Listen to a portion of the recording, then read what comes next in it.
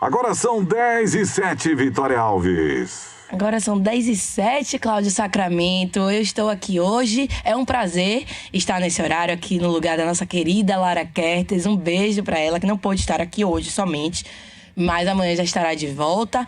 E hoje, dia de quinta-feira, eu já ia falar quarta, dia 1º de dezembro, meu Deus, enfim, dezembro chegou. Não sei se com ele veio o sol, mas dezembro veio, porque novembro foi arrastado. E hoje aqui com a gente... Não, primeiro...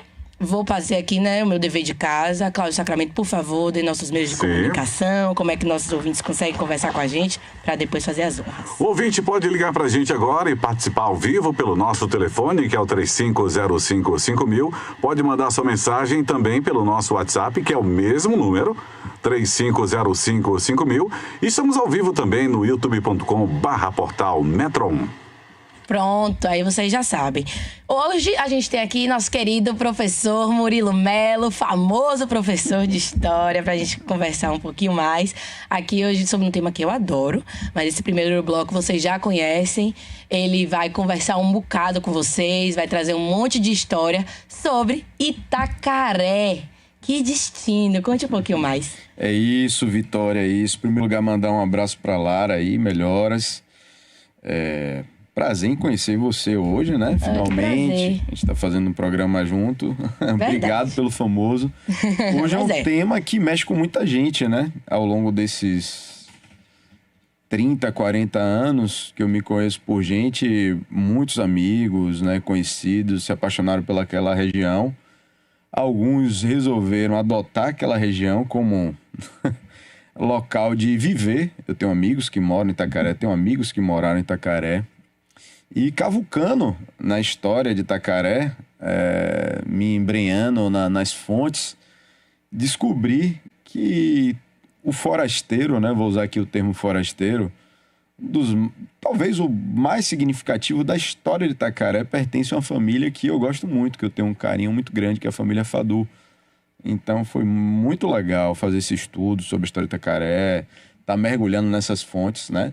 E aí a gente vai bater esse papo hoje bem bacana sobre essa região que desperta a curiosidade, o interesse do Brasil todo. Ela tem aquele imaginário de paraíso perdido, aquele imaginário na cabeça das pessoas ainda, talvez do descobrimento do Brasil, de terras virgens, né? Então, é muito interessante a gente discutir hoje, debater e apresentar, fazer com que as pessoas percebam por que aquilo, de certa forma, ficou tão intocado durante tanto tempo.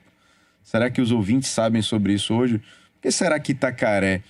Bom, você vai em Salvador, que é um pouco mais acima, né? Alguns quilômetros acima. Você vai em Ilhéus, tem um desmatamento, tem uma ocupação significativa. E aquele meio entre Ilhéus e Salvador, ele durante muito tempo foi virgem, intocado, impenetrável. Populações muito, muito pequenas. Realmente, no imaginário das pessoas, era o paraíso perdido. Bom... Vamos lá? Ainda é, né? Um paraíso.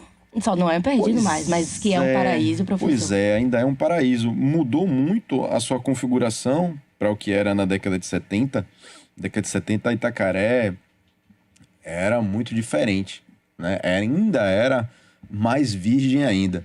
A partir da década de 70, começa a ter uma maior ocupação na região, e aí quando a gente construiu a estrada em 1998, a estrada que vai ligar Ilhéus e Itacaré, aí vai ser um boom assim de ocupação, vai mudar e vai... Por quem teve em Itacaré na década de 90, como eu tive, e tive agora com meus filhos, deve ter quanto tempo que eu fui em Itacaré? Fui em Itacaré há 4, 3 anos atrás. Eu tomei um susto da Itacaré que eu vi no final da década de 90. Assim, bairros que não existiam, né? Bairro Novo é um dos nomes, né, do bairro. Cresceu assim assustadoramente, né? Não é mais exatamente o que era até 98. Itacaré mudou bastante. Mas vamos falar da história de Itacaré, né? Vamos lá. Bom, quase que todo o litoral brasileiro, quase todo o litoral baiano, Itacaré tem a sua história relacionada às nações indígenas, né? Eu gosto de falar mais o termo nação do que tribo. Então, várias nações indígenas ocuparam aquele quinhão de terra. Itacaré, Maraú, Camamu, toda aquela costa foram ocupadas pelos indígenas e a presença portuguesa, a história se repete em muita parte do litoral do Brasil. Impressionante. A presença portuguesa, a presença europeia vai se dar pelas mãos dos jesuítas. Os jesuítas, eles têm um papel fundamental na história do Brasil. Com a chegada dos portugueses aqui, que a gente tem várias denominações para isso, né? Invasão, diálogo, né? Entre aspas, entre duas aspas, descoberta. É uma palavra relativa a esse, né? Da descoberta. Já em 1549, para o ouvinte aqui que está acompanhando a gente, 1549, o que acontece, professor? 1549 a gente começa a ter uma ocupação e uma presença efetiva do Estado português. Até 1549, o Brasil vai ser dividido em capitanias hereditárias e isso vai ficar a cabo de particulares, que são os capitães donatários que vêm, assumem seus quinhões, seus pedaços de terra, e eles, por conta própria, têm que tocar o barco, têm que fazer com que isso se desenvolva. A capitania de Ilhéus, hoje, o que a gente conhece como cidade de Itacaré pertencia a Ilhéus, a capitania de Ilhéus, que não era Bahia. Ou seja, aqui já começa uma informação muito interessante. Itacaré, durante muito tempo, nunca foi Bahia. Itacaré pertencia à capitania de Ilhéus. Quem nascia em Itacaré, quem nascesse em Itacaré até determinado momento, até o século XVIII, não era baiano.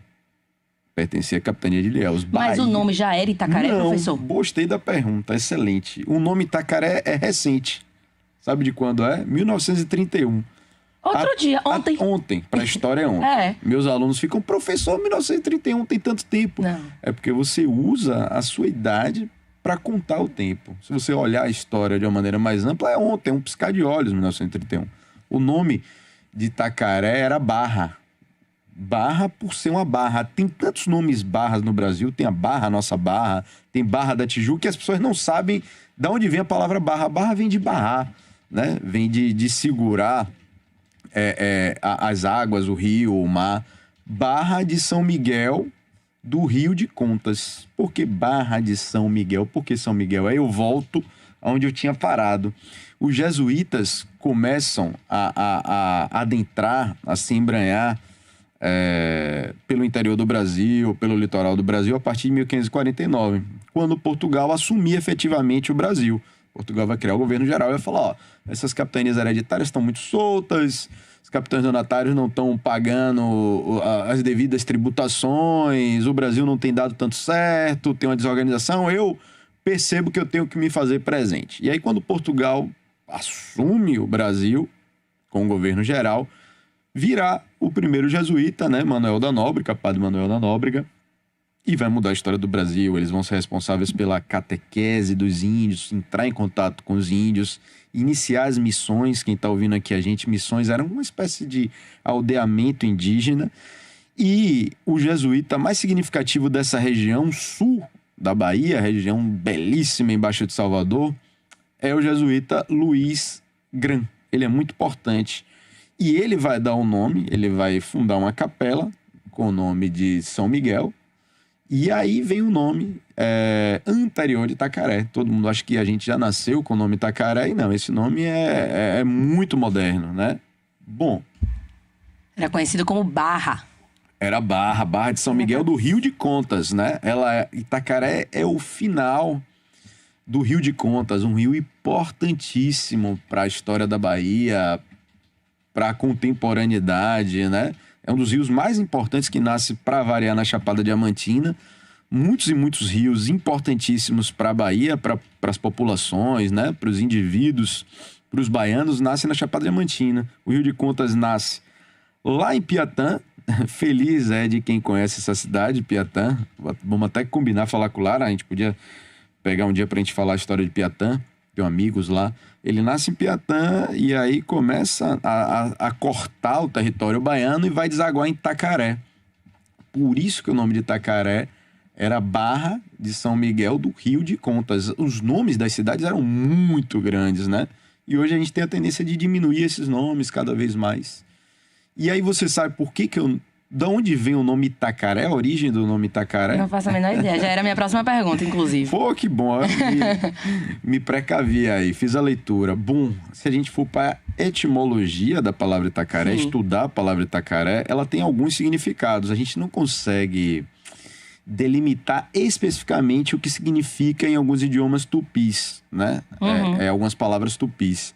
Itacaré, no vocábulo, a gente traduzindo para o português, a gente pode dizer que significa pedra bonita, né? Pedra torta, pode ser também. Ultimamente tem uma teoria de um professor da UFBA que afirma que é rio ruidoso, um rio que produz um som, um zumbido, um ruído, o rio que produz ruído. Então essa nomenclatura é moderna. Durante muito tempo Itacaré não teve esse nome, né? Itacaré tinha um nome português, né? Um nome de barra. E recentemente, somente no século XX, que a gente vai passar a se chamar Itacaré. Itacaré não nasceu uma cidade. Itacaré, como a gente tinha dito, pertencia a Ilhéus. Somente em 1732, né, a Condessa do Resende, ela era capitã donatária, né, de Ilhéus. Em 1732, Itacaré vai se tornar um município, né, vai ter essa separação em relação a Ilhéus. E vai ser importantíssima, vai dialogar com tudo que estava acontecendo no mundo e no Brasil, né? O que acontecia no mundo, o que acontecia no Brasil, os momentos, entre aspas, os ciclos econômicos de cada período, Itacaré vai estar envolvida, né? Por exemplo, o início da história do Brasil, o principal produto, antes da chegada da cana-de-açúcar, meus alunos sempre pensam, impressionante, que a cana é nativa do Brasil. A cana nunca existiu no Brasil, né? A cana tem uma origem do Sudeste Asiático e vai ser trazida para cá pela mão dos portugueses. E o que é que vai acontecer? Antes da cana se tornar esse boom, né? Quem vai trazer para a primeira muda de cana é Martim Afonso de Souza, que vai assumir a capitania de São Vicente, no litoral de São Paulo, perto de Santos. Ele vai trazer as mudinhas ali na embarcação, com medo dela morrer, imagine. E aí vai implementar no Brasil e vai ser um sucesso a cana. Mas antes da cana, ocorria a extração do pau-brasil. Então, Itacaré, desde aquela época, tem uma relação com a história do Brasil, tem a sua importância. A gente tem presenças de piratas na Barra, né? No Rio de Contas, adentrando por Itacaré. Ali tem um porto natural, quem conhece Itacaré. E a gente tem relatos de vários piratas franceses estarem empilhando várias madeiras e toras de pau-brasil para levar para a França. O Brasil, Portugal chega aqui em 1500 e não vai colonizar imediatamente. Não é como a gente imagina. Portugal chegou, já construiu casa, já ocupou tudo, já transfigurou. O Brasil é um processo lento. Portugal vai levar 30 anos para iniciar a colonização do Brasil. Porque não valia a pena. Portugal vai fazer um estudo, vai falar que não vai encontrar um produto de valor no Brasil, naquela época no mercado. Não foi encontrado o ouro imediatamente. O ouro só vai ser descoberto quase 200 anos depois, nas Gerais, em Mato Grosso, em Goiás, muito depois, né? O ouro vai ser descoberto. A gente não tinha especiarias de valor como tinha nas Índias, pimenta, cravo. Então, Portugal vai levar 30 anos para iniciar essa colonização. E durante esses 30 anos, que a gente chama de período pré-colonial, o Brasil vai ser invadido por piratas franceses, né? Piratas aqui entre aspas, né? Piratas na visão de Portugal, que já se sentia dono disso daqui. E aí a gente tem presença desses piratas comercializando em Itacaré, no Rio de Contas, né? Em Barra lá. Muita história de pau-brasil. E aí Portugal vai ter que enviar algumas expedições, que são as expedições guarda-costa, para proteger o litoral, para combater esse extrativismo e essa relação próximas que os piratas, entre aspas, franceses tinham com os indígenas. Várias nações indígenas eram aliadas dos franceses. Estabeleciam comércio com os franceses. Os franceses deixavam alguns deles morando aqui na tribo, em algumas nações indígenas no litoral, e a gente tem filhos de franceses com indígenas. Isso é uma história muito interessante do Brasil. E Itacaré não vai ficar de fora, vai fazer parte desse momento da história do Brasil, da extração do pau-brasil. E durante todos os ciclos econômicos, Itacaré vai fazer parte, né? Quando a gente tiver o boom do açúcar, quando Portugal resolver investir no açúcar, essa região entre Ilhéus e Salvador não vai ter uma presença significativa de produção açucareira. Então, esse é um dos motivos, talvez, dessa região ter sido tão preservada. A gente não vai ter uma presença maciça humana de exploração. O açúcar vai dar certo, mas no recôncavo baiano, as terras que estão ao redor da Baía de Todos os Santos, Cachoeira, Santo Amaro, Sim. São Félix, São Francisco do Conde, São Gonçalo, toda essa região, São Felipe, vai ser tomada de engenhos, de presença humana. E essa região de Itacaré, de Maraú, de Barra Grande, vai cada vez mais ficar isolada. A gente não vai ter uma produção significativa de açúcar, a gente não vai ter engenho. Então, Itacaré, depois desse ciclo do pau-brasil, Itacaré vai retomar as páginas, uma certa importância na história da Bahia, nas guerras holandesas. Quem está ouvindo a gente, a Bahia chegou a ser invadida pelos holandeses, né? Em 1624. A Bahia vai ser invadida pelos holandeses, vai acontecer a União Ibérica, que é a união das coroas, né? Portugal e Espanha. E a Espanha, por ser inimiga da Holanda, proíbe esse comércio do açúcar que a Holanda já fazia. A Holanda comprava o nosso açúcar, refinava e vendia na Europa, no norte da Europa.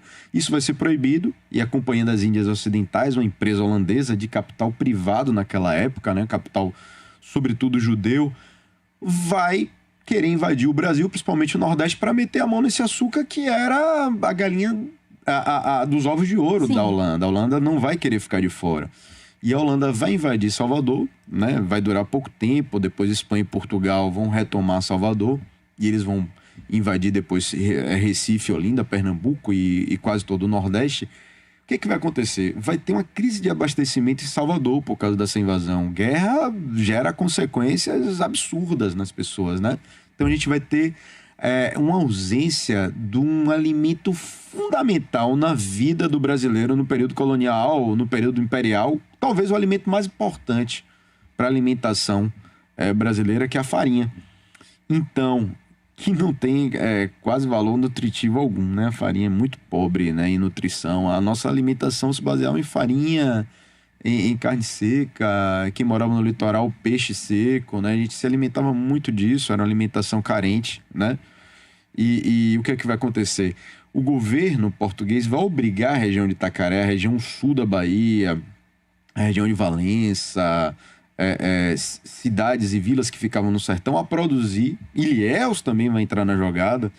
Eles vão ter que produzir farinha para abastecer Salvador. Então, durante muito tempo, Ilhéus vai viver de uma pequena agricultura, né, de mandioca, de uma produção de farinha, Itacaré, e vai abastecer Salvador, principalmente nos períodos de crise. Então, a gente não tem uma presença maciça.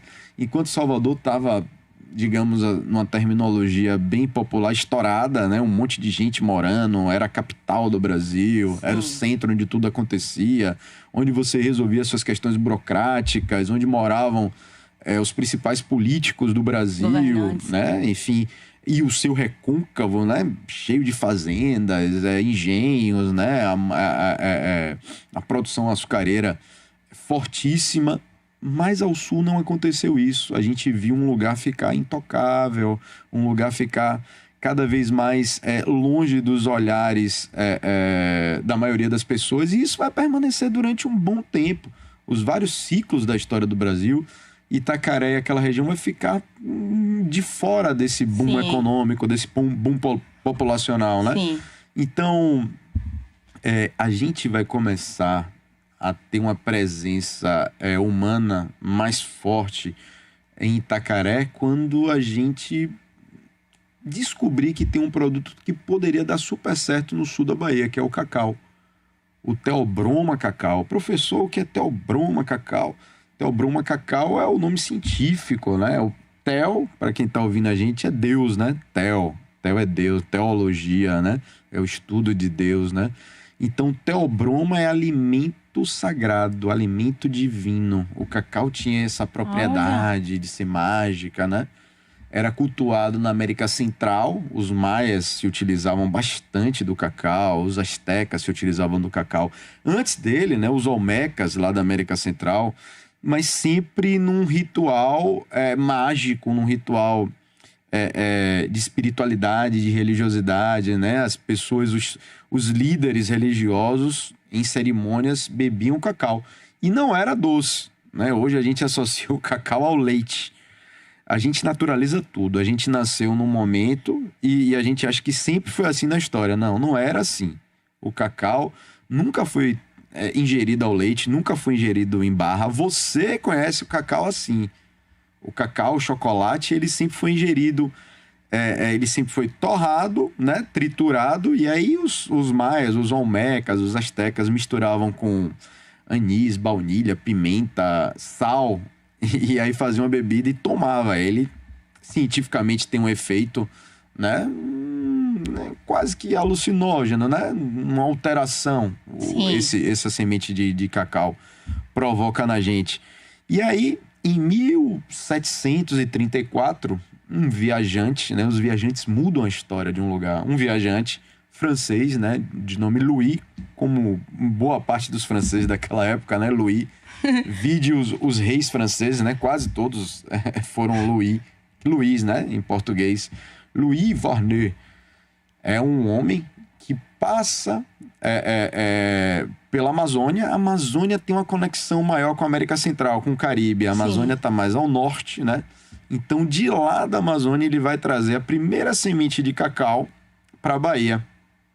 Ela chega aqui em 1746. E ele vai trazer num Rio Pardo. Bom, a gente está falando aqui de Ilhéus, de Canavieiras, que é uma região que tem uma conexão muito forte com Itacaré. A gente falou no início do programa que Itacaré, inclusive, pertencia a Ilhéus, né? Sim. Então, vamos lá. Louis Varnet vai trazer essa sementinha dourada, valiosa, potente. Ela era tão valiosa que ela era utilizada como moeda de troca. Você poderia comprar objetos, né, através do escambo lá na América Central com semente de cacau. Você não podia passar aquela semente sem autorização do governo, do estado. Isso poderia ser considerado um crime. Então, essa era a importância da semente de cacau. Ela chega na Bahia, em primeiro lugar, em Canavieiras. Canavieiras é o primeiro lugar a receber a semente de cacau. A gente tem um nome do fazendeiro e o nome da fazenda que recebeu essa semente. Se eu disser que essa fazenda existe até hoje, os ouvintes não vão acreditar. Essa fazenda está lá de pé até hoje, a Fazenda Cubículo.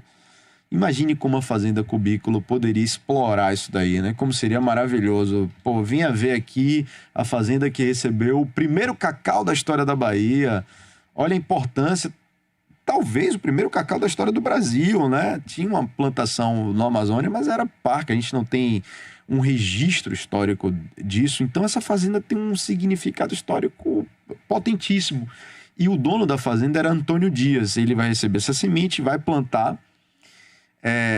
Tem alguns relatos que os filhotes desse primeiro pé de cacau geraram sementes, que geraram sementes, que geraram sementes, e ainda existe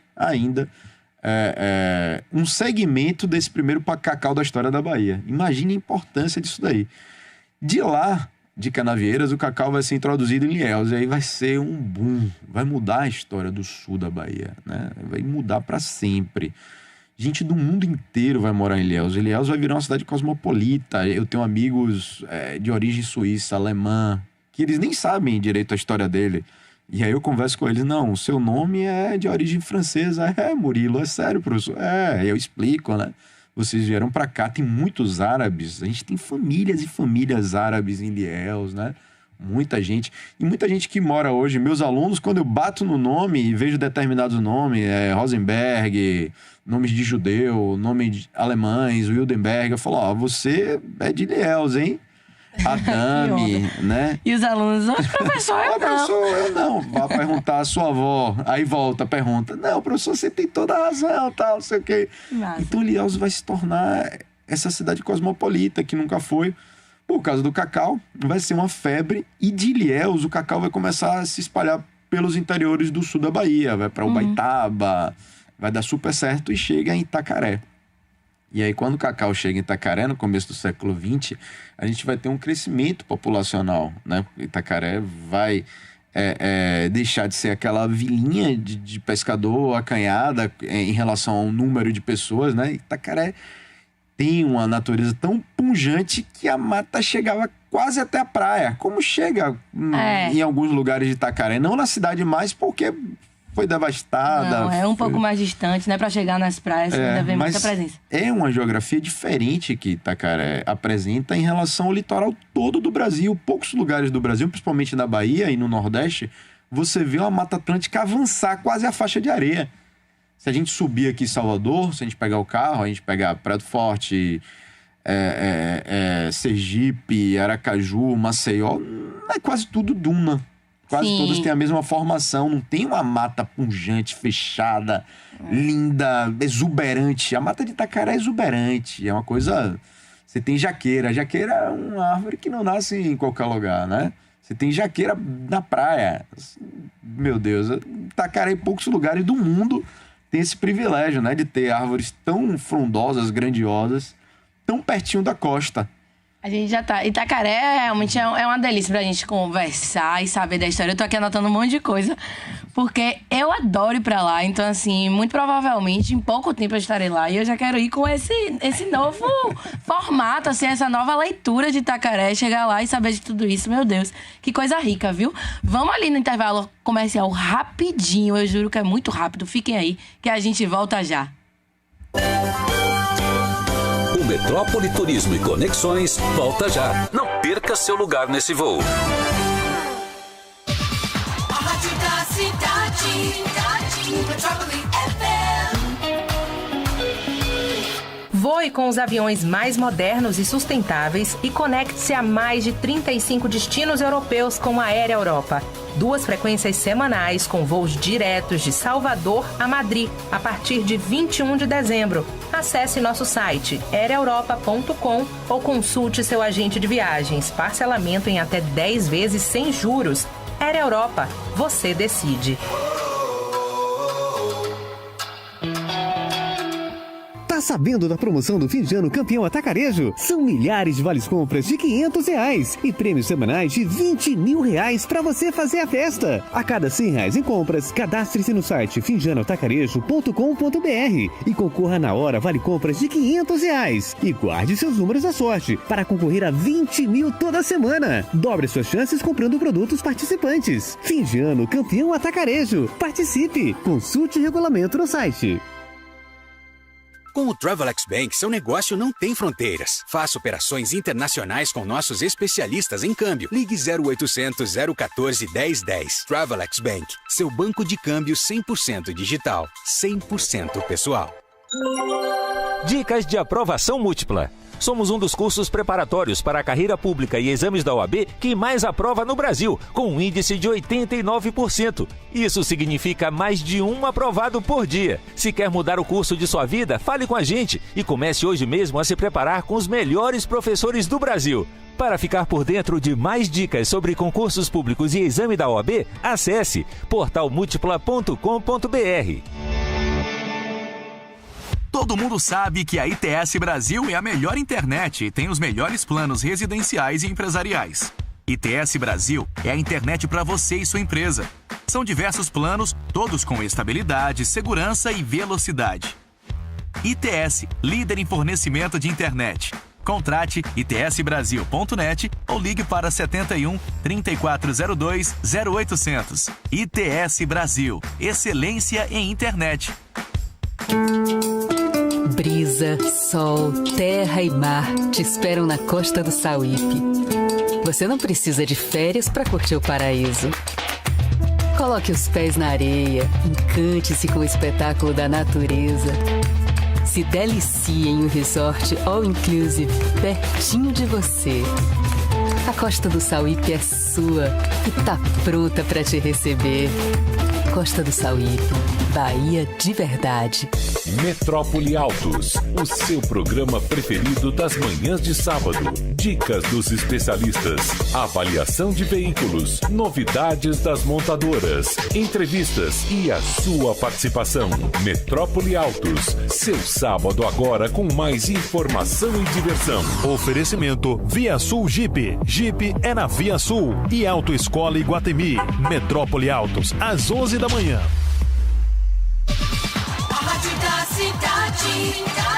Metrópole FM. Voltamos com o Metrópole Turismo e Conexões com Lara Kertes. Embarque autorizado. 10h37, Vitória Alves. Estamos de volta. Estamos de volta, tá vendo que foi rapidinho? Vocês ficaram por aí com a gente. Hoje eu aqui, Vitória Alves, no comando do Metrópole Turismo. Lara Kertes amanhã já está de volta, fiquem tranquilos. Não é por muito tempo se vocês não gostaram, mas se vocês gostaram, que massa também.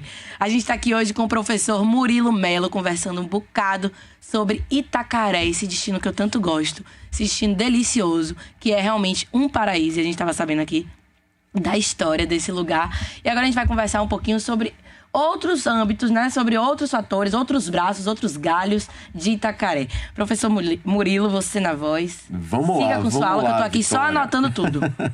Vamos lá.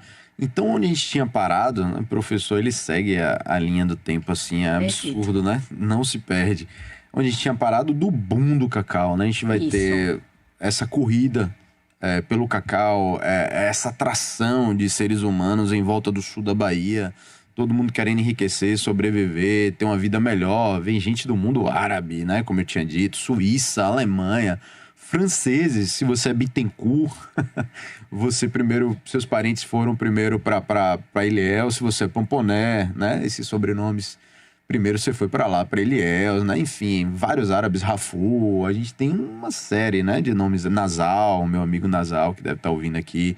Que massa. Então, eu tenho um amigo Pamponé também, então um beijo pra Pamponé. A galera da França, que veio primeiro em Ilhéus. Esse cacau vai chegar em Itacaré, vai ser plantado muito no continente, um pouquinho afastado do litoral. A gente vai plantar, sobretudo, num distrito chamado Taboquinhas. Você conhece Taboquinhas? Não, nunca ouvi falar de Taboquinhas. Você vai conhecer agora, quando você for. Se a gente pega Ilhéus, ou pega Itacaré, tem uma estradinha linda, né? Como tudo em Itacaré, né? Verdade. A gente tem uma estradinha linda que leva a esse distrito de Taboquinhas, que foi mais importante do que Itacaré no boom do cacau, porque lá se plantou muito cacau. E tem um casarão lindíssimo, a Casa Rosa. Depois dá uma olhada nessa casa, que foi de um barão, de um fazendeiro. Um americano comprou recentemente, reformou, é a coisa mais linda do mundo. Tô fazendo propaganda pra vocês aqui, viu? Eu já tô aqui anotando tudo, vocês Eles produzem seu próprio cacau, você pode se hospedar. É um quarto super antigo, com a cama antiga. Eles conseguiram preservar, né? O equipamento do século XX, você pode ver como se planta o cacau, enfim, E em frente ao rio. Você sai da janela principal da porta, você dá de frente pro rio, é lindo. E lá é o distrito de Taboquinhas, que você hoje pode fazer rafting. Itacaré é relacionado aos esportes de aventura. E hoje você pode ir lá fazer um rafting no rio de Taboquinhas, né? Eu fui lá, né, com os meus filhos, tem alguns anos, né, com minha esposa. Super agradável. Eu recomendo esse passeio a Taboquinhas, essa paradinha lá na Casa Rosa. É muito legal. Vila Rosa, acho que é Vila Rosa, Casa Rosa. Enfim, depois vocês dão um Google aí, procuram. E Taboquinhas foi muito importante no período do cacau. Só que o cacau vai entrar numa crise, né? Principalmente, é o seguinte, a gente acredita todo o insucesso do cacau a vassoura de bruxa. Ali, a Vila Rosa, linda. Eu tô sem meu óculos pra enxergar o que tem escrito ali na plaquinha. Que linda! Tem uma lojinha ali na frente que vende olha, vocês estão me devendo, viu, essa propaganda. Quando eu for aí, eu vou... É verdade, deixa anotado. Meu chocolate. Só o chocolate. E aí, eles produzem seu chocolate. O que acontece? O cacau, ele vai ter uma série de crises, como qualquer monocultura. A gente falou no começo do programa de hoje sobre a cana. É um perigo, é arriscado você depender só de um produto, e se esse produto for agrícola. Você fica sujeito a intempéries do tempo, a mudanças climáticas, a mudança políticas, econômicas, questões sociais que acontecem no mundo, um grande comprador deixa de comprar. Então, cana, cacau, café, qualquer monocultura que você se torna dependente dela, você vai enfrentar crises. O cacau vai ter um crescimento absurdo, Itacaré vai ter um crescimento de mais 400% no número de pessoas vão ocupar Itacaré depois do boom do cacau, né? Vai ser um crescimento abrupto, mas vai ter ciclos de crise. Quando a gente tem crise na Europa, que é o grande comprador do cacau, a Alemanha durante muito tempo vai ser um dos grandes compradores de cacau da gente, crise nos Estados Unidos, crise interna, o cacau vai sofrer, como qualquer produto, essas crises. Em 89, a gente vai ter uma crise emblemática, que é um fungo que vai se estabelecer no cacau do sul da Bahia, né? Que é a conhecida vassoura de bruxa. Pronto, né? Pois é. A vassoura de bruxa, ela vai acometer vários pés de cacau, vai ser mais uma das crises, não é a primeira, porque se vende a ideia de que foi a única e a primeira. Houveram outras crises. E existem, eu sei que vai vir essa pergunta aí, sempre quando eu trato o tema, é o que eu mais me pergunto. Existem teorias, eu vou fazer como eu falo em todas as aulas minhas para os meus alunos. Eu deixo eles, eu mostro os dois lados e deixo eles terem a opinião própria deles, como né? um bom professor faz. Christian que perguntou aqui, por favor, pergunte ao professor se a vassoura de bruxa foi algo acidental ou criminoso. Christian Ramos. Tem duas teorias em relação a isso, Christian. Aí vou falar aqui as duas, você decide aí. Tem a teoria de que foi um crime humano, não estou aqui afirmando que essa é a verdadeira, de que começou possivelmente em Uruçu, que é o Baitaba, foi propositadamente colocado ali, já que não tinha em nenhum pé de cacau na Bahia, esse fungo ele foi trazido do norte do Brasil para cá. E aí isso se debandou para tudo quanto era fazenda, pé de cacau, né? E a gente vai ter essa crise absurda. Muitas pessoas e muitos historiadores acreditam a um crime humano, a um crime talvez político. Outra teoria fala que foi uma questão natural, né? Então, a gente tem uma documentação.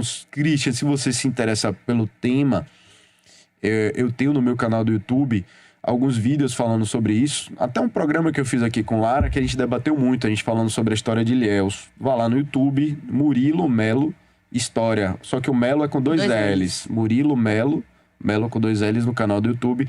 Bota lá Ilhéus. É um vídeo que a gente fez aqui com Lara, né? Um programa e que deu super certo, deu um engajamento muito bacana. Eu tive que responder gente de Quaraci, de Gandu, de vários fazendeiros do sul da Bahia. Foi super legal esse programa e até hoje ele rende. Eu participei de uma mesa redonda em Uruçuca, tudo por causa desse programa aqui que eu falei sobre Ilhéus. Que massa. É porque realmente é um tema que interessa muito a história, né? A gente precisa saber cada vez mais, então impressionante. Vai sempre render.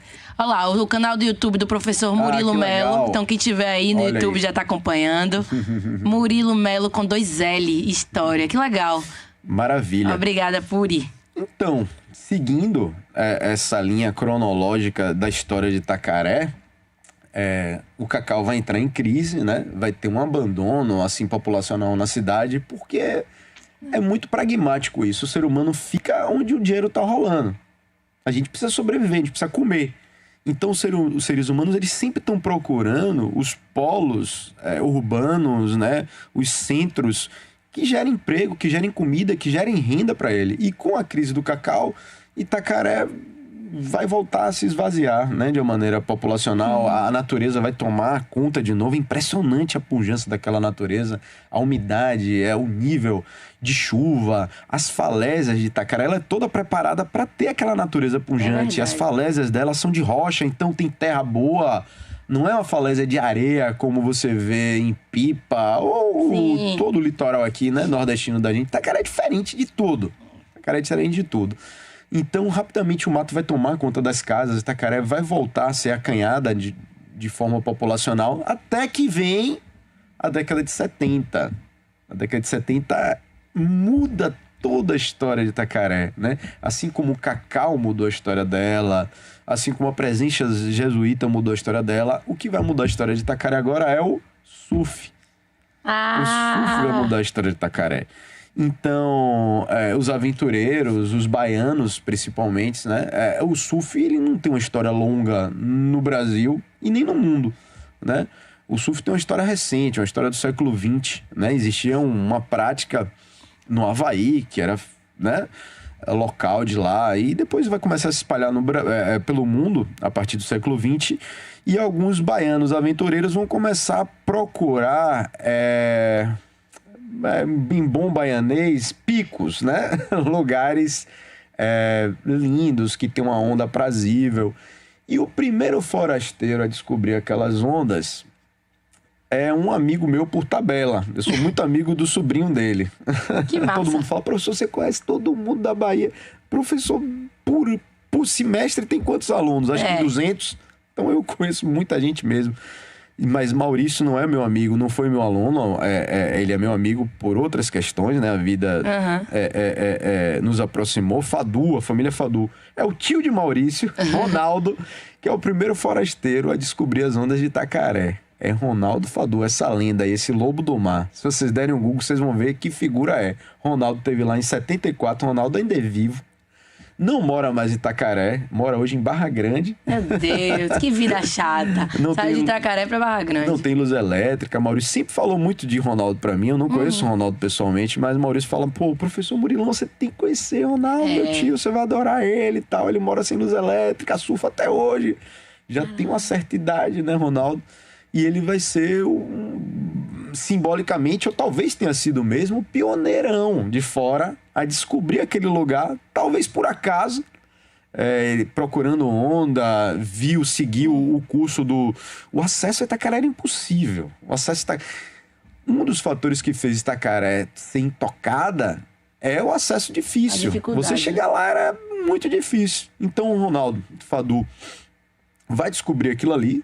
Ele disse que vai ficar, assim, a primeira vista que ele viu as ondas entrando, ele disse que não vai acreditar na formação daquela onda, na beleza daquele lugar, por ser tão intocado, tão paradisíaco, e ele vai resolver simplesmente morar lá. Então ele é um dos primeiros forasteiros surfistas a morar lá em Itacaré. E aí depois dele vai vir muita gente, vai vir os irmãos Soares, né, os descendentes de espanhóis, a família Soares é ligada ao surf, a família Fernandes, né? Eu tenho amigos também, Fernandes e Soares, manda até um abraço a Benito, meu amigo. Que massa. Um outro surfista da família Fernandes.